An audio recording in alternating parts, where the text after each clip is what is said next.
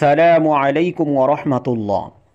প্রিয় দর্শক, এই ভিডিও থেকে আমরা জানব কোরবানির পশুর অর্থাৎ কোন পশুর কি পরিমাণ বয়স হতে হবে এবং কি পরিমাণ বয়স হলে সেই পশু দিয়ে কোরবানি দেওয়া যাবে।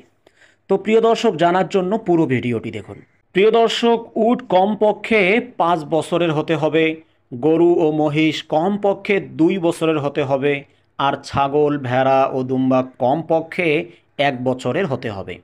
তবে ভেড়া ও দুম্বা যদি 1 বছরের কিছু কমও হয়, কিন্তু দেখতে এমন স্বাস্থ্যবান মনে হয় যে দেখতে 1 বছরের মতো মনে হয়, তাহলে তা দ্বারাও কুরবানি করা জায়েজ। অবশ্য এক্ষেত্রে কমপক্ষে 6 মাস বয়সের হতে হবে।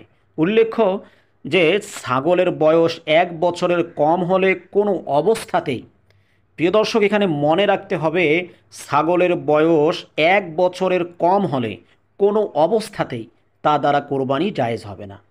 প্রিয় দর্শক, এক্ষেত্রে নর ও মাদি উভয়টি দেওয়া যাবে, কোরবানির পশু হুষ্টপুষ্ট হওয়া উত্তম।